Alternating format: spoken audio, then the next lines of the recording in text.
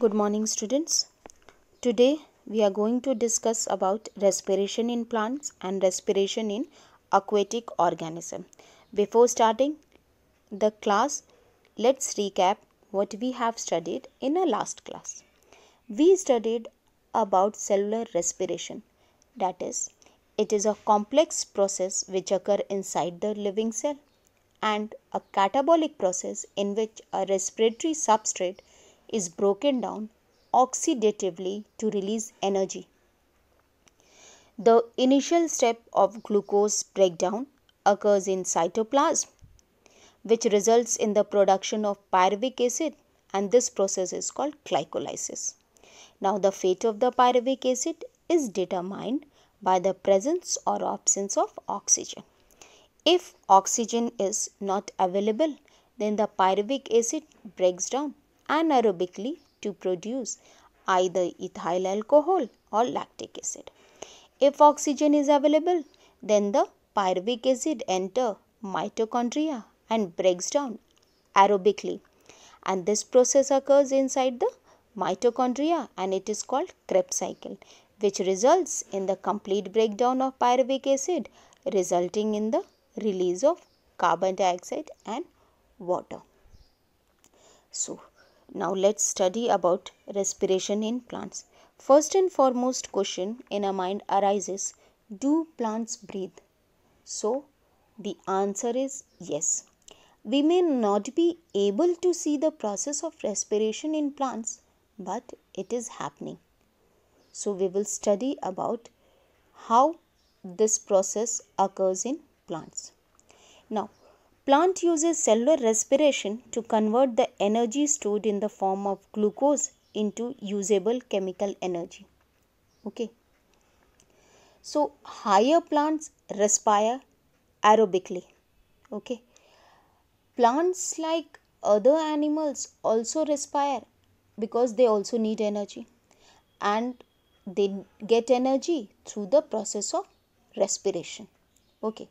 But the respiration in plants is different from that of animals. In other words, in plants, each part take in oxygen from air separately, utilizes it to obtain energy and give out carbon dioxide. Okay. They do not have any specialized organ to carry out this gaseous exchange. They do this process through stomata or lenticels. Okay. Now, since plants are fixed in nature, the energy requirement and hence the rate of respiration of plants is slow as compared to animals. Therefore, different parts of the plants respire at different rates. And in this, plant uses oxygen from the air to release energy from the food they have made. In this process, carbon dioxide is released. Okay. Now, there is no special means for transport of gases. That means they do not possess any transport system for gases, and different parts of the plants exchange gases independently. So how? So the gases move entirely by diffusion. Okay. The intercellular spaces are abundant and they occur throughout the plant body. Okay. The large and interconnected intercellular spaces in plants ensures that all the cells are in contact with the air. So, since the plants are fixed in nature, so they do not require excess energy. Okay. And hence, they don't have any special means for transport of oxygen. And this exchange of gases is done by the process of diffusion. Okay. Now, during the daytime, the release of oxygen in photosynthesis is used in aerobic respiration. And at night, when there is no photosynthesis, utilization of oxygen and elimination of carbon dioxide occurs through stomata.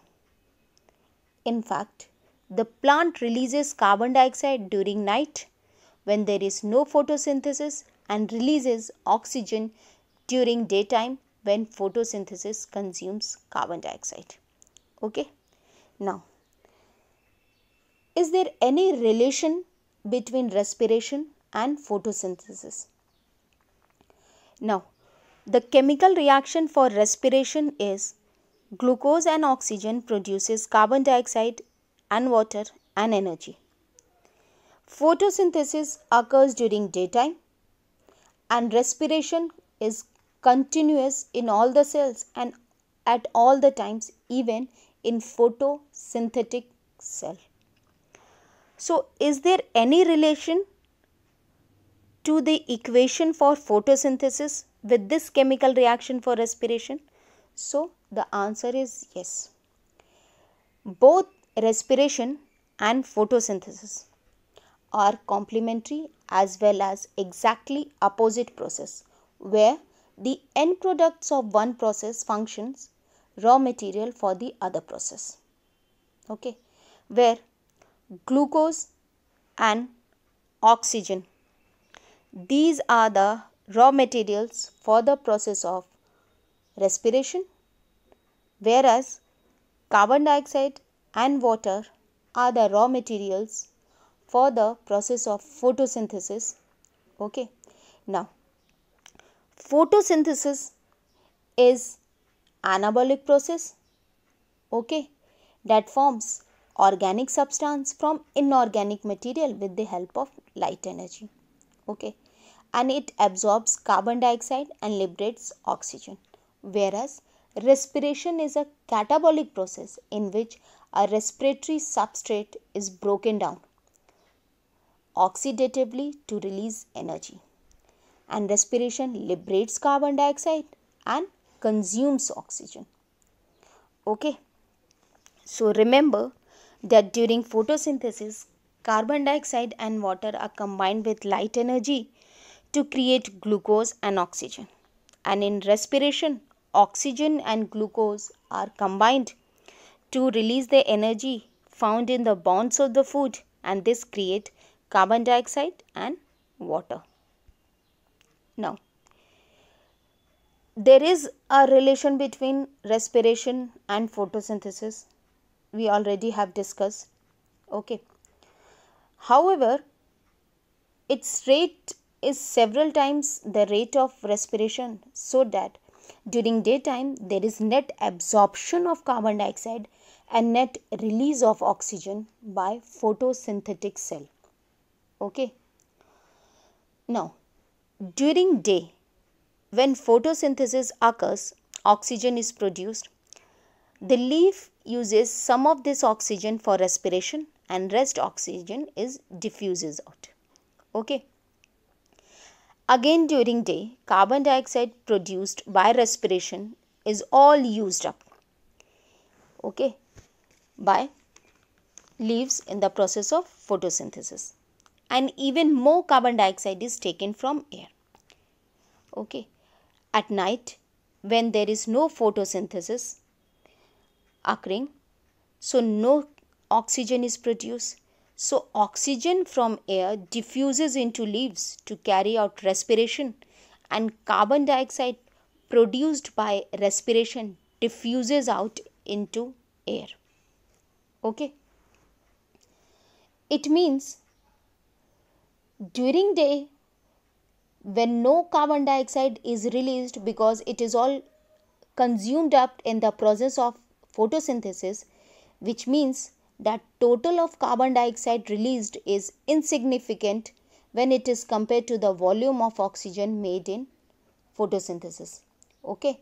But at night, there is no photosynthesis occurring. So carbon dioxide elimination is the major exchange activity which is going on. And that is why we often hear that people are advised not to sleep under a tree at night. This may cause suffocation due to excessive presence of carbon dioxide released by trees as a result of respiration.